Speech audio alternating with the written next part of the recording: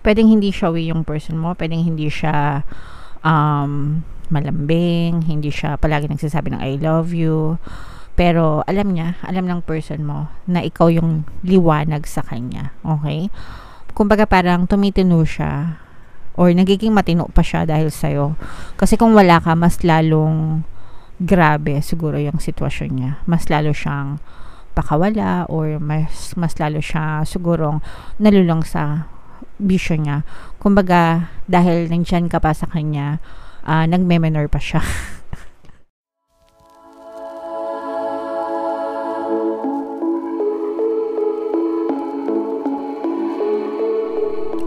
Hello guys, hello Aquarius, welcome back to Pinay Pixie Tarot. Ang pamagat ng ating episode for tonight is Silip sa Pag-ibig Kapalaran. Ito yung love reading for November para sa Aquarius, Sun, Moon, Rising, Sign, and Venus.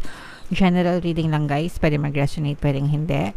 Combination ng positive and negative energy. Pwede ma-pick up yung energy nyo guys, pwede ma-pick up yung energy ng person nyo. Roles can be reversed. If in case na hindi kayo nakaresonate dito mga kapiksi, pwede nyong panoorin yung video dun sa zodiac sign ng person nyo. Baka nandun yung energy nyo mga kapiksi. Alright? So, dito sa spread na to guys, titingnan natin yung mga nagaganap sa relationship nyo, yung energy dun sa relationship. So, for some of you guys, definitely, meron kayong mga problema nitong person na to. May mga emotional blocks, may mga emotional damages na nangyari sa inyong relationship and you're trying to fix this, okay? Inaayos nyo yung relationship nyo, finifix nyo. You're working on it, you're repairing it, you're fixing it. Pero parang yung iba sa inyo medyo nahihirapan kayo, especially if your partner has some kind of an addiction, mga masasamang bisyo, ganyan, alcohol, sugal, pwedeng third party, mga babae, ganyan, or lalaki. Depende sa gender. Baka kasi sabihin ng mga kapigsi natin na lalaki, puro sila na lang yung tina-target. It doesn't mean that, I don't intend to mean it that way. Pero karamihan kasi, siguro mga 90%, 95% ng audience natin is puro female. Pero, yeah, maaring may mga ganong klaseng ugali yung or bisyo yung inyong partner o specific person, mga kapigsi, especially sugal, no? Sugal slash alak, mga kapigsi. Pero nakikita rin natin dito na parang yung person mo, if siya yung may masamang bisyo, inaayos niya yung sarili niya, no? So kasi isa yun sa nakakasira sa relasyon nyo. So, you're trying to help your person and then your person is trying to help themselves as well. So, yun yung maganda. Parang kahit na may mga bisyo siya, alam niya yun eh, no? And nag-e-effort siya. Although sometimes hindi maiwasan, nabubuyo siya. Kasi addiction eh. Pag addiction talaga guys, parang ano lang yan, kape. Comment down below if naka-resonate kayo. Di ba? Parang kape na kahit ang init-init hinahanap mo kasi addict ka na sa kape. So parang ganun din sila na meron silang some kind of addiction na nakakasira sa relationship nyo. Pero yun nga, nakikita din natin yung effort nila or gusto nilang mag-effort para magbago. Hindi lang para sa inyo kundi para sa sarili nila, and syempre damay-damay na rin yung relationship. Okay? So, if you're resonating with this guys, pwede nyo pakinggan yung pampawala ng balakid subliminal. Kasi yung mga sugal, bisyo, barkada, alak, even yung mistress, they are considered as third parties. They are considered as balakid sa relasyon.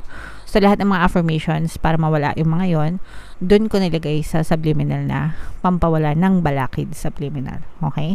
So, if in case na yung person nyo is may ganyan, pwede nyo pakinggan yon para makatulong sa inyo na maging healthy living yung inyong person, mga kapigsi, and kayo yung ipaprioritize nila. Okay? Alright. So, tingnan natin yung ganap sa relasyon nyo guys ngayong November. Shuffle ko to guys, hanapin yung energy ng love at saka yung energy ng Aquarius. Habang sinashuffle ko to, panoorin nyo muna tong video natin regarding sa ating paano mag-manifest ng abundance video course. Kapiksi, sawa ka na ba sa mga struggles at hirap sa buhay mo? Masipag ka ba at masikap sa buhay ngunit hindi ka pa rin umaasenso? Ilang beses ka na bang nag-attempt magnegosyo at mag-invest pero palagi ka pa rin nalulugi? Sa pagkakataon na ito ay maaaring may subconscious beliefs ka na nagiging balakid sa iyong pag-unlad at pagyaman. Introducing, paano mag-manifest ng abundance video course. Dito ay matututunan mong ma-overcome ang mga balakid mo para tuluyan ka ng umunlad, umasenso, sumagana, maging matagumpay, successful at maswerte sa iyong kabuhayan, pera, trabaho, negosyo, salapi at kaperahan ng bonggang-bongga. Dali, mag-send na ng email sa pinoypixitaro@gmail.com at simulan na ang iyong pagyaman ngayon. Alright, so gusto mo bang yumaman? Kapiksi, kung gusto mong yumaman, umunlad at umasenso ng bonggang-bongga, mag-avail ka na ng course kasi sobrang ganda talaga niyan. And meron tayong ongoing sale guys until October 31 sa lahat na mag-avail ng course. So mag-avail na kayo mga kapiksi. Meron din tayong email coaching, manifest your desires using the law of attraction. If meron kayong mga specific na gusto nyong i-manifest, pwedeng love and relationship guys, pwedeng money or career, pwede kayong magpabook ng email coaching session with me. Mag-send lang ng email sa pinoypixitaro@gmail.com. So, ito yung love energy guys, tapos ito yung energy ng Aquarius. If in case na hindi kayo makaresonate dito guys, panoorin nyo yung video sa zodiac sign ng person nyo.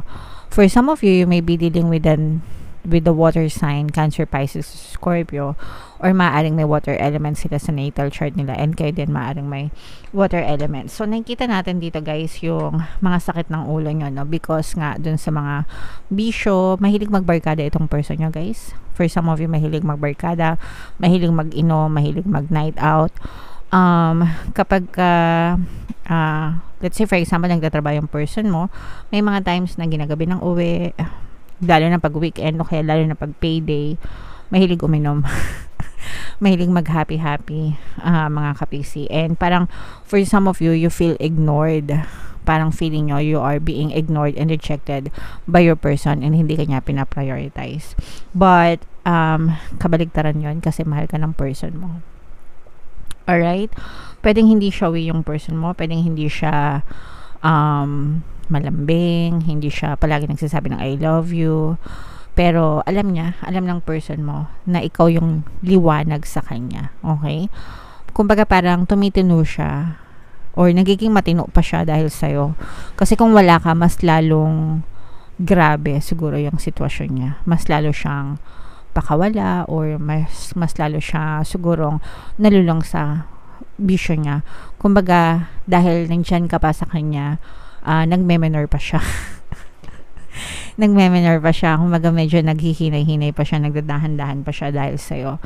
Pero if in case na mawala ka sa kanya or wala ka na sa buhay niya, para siyang pusa or para siyang ibon na nakawala sa hawla, ganyan. Magwawala, no? Magwawala siya. Ganyan.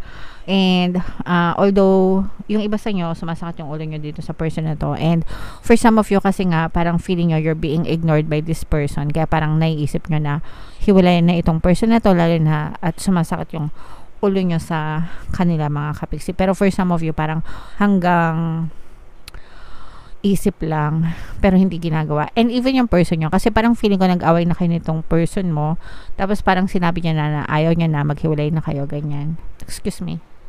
Ayan, sorry. Ay, parang dumating dun sa point na gano'n, lalo na pag nag-aaway kayo, pero hindi ka naman iniiwan ng person mo and hindi mo pa rin naman siya iniiwan, at least for some of you. Yun yung nakikita natin kasi nandun pa rin yung love nyo sa isa't isa. Lalo na guys, kung may mga anak kayo, parang yung mga anak nyo yung ayan o guys, diba sabi ko sa inyo, mahal kayo ng person nyo. May pagmamahal, may connection sa inyong dalawa. Although it's being ignored, pero yung connection nyo guys, malalim, no? Hindi siya yung pabebe lang na connection. Kumbaga nandun yung pangunawa, naiintindihan mo siya. Parang deep level type of connection meron kayo na hindi nyo na kailangan magsabihan ng I love you para lang ipaalam dun sa person na mahal yung isa't isa. Yung nauunawaan nyo yung isa't isa, alam nyo yung pinagdadaanan, and accepting them for who they are and for what they are. Parang yun talaga yung meaning ng true love sa inyong mga kapiksi, and never giving up on the person kahit na masakit siya sa ulo. Kasi yung iba sa inyo talagang nakikita natin na easy-go-lucky yung person mo. Parang hindi siya yung tipo na committed type na pag pinagsasabihan sunod agad. Hindi siya ganun. Parang may pagka-rebelde type pang itong person mo, pero pag nilambing ka nito, sobrang lambing naman niya sa iyo mga kapiksi. At saka pag wala siya, let's say for example, wala siyang tama, wala siyang saltik sa ulo, ganyan, matino siya, sober, mabait siya sa iyo, inaalagaan ka niya. So meron tayong water sign energy, air sign, and fire sign, Aries, Leo, Sagittarius, Aquarius, Gemini, Libra. Yan yung mga energies na nakita natin. For some of you, parang feeling ko merong mga kaibigan, no, na tumutulong sa inyo. Feeling ko pinagsasabihin din siya ng mga friends niya, lalo na pag palagi kang umiiyak.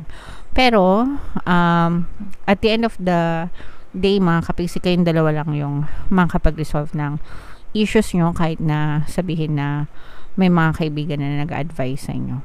Okay? Kasi relationship nyo yan. So, kayo pa rin dalawa yan.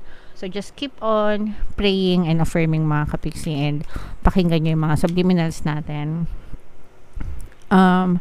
Especially yung pampawala ng balakid subliminal, pampabait kung gusto nyo. Yeah, para medyo mawala-wala yung mga bisyo niya, mga kapiksi. Alright? So, tingnan natin yung love message or love advice sa'yo. Libre lang guys yung mga subliminals natin sa YouTube, ha? Pwede nyo i-combo-combo. Depende sa sitwasyon nyo. Gamitin sa mabuting intention, guys. Huwag sa kalandian.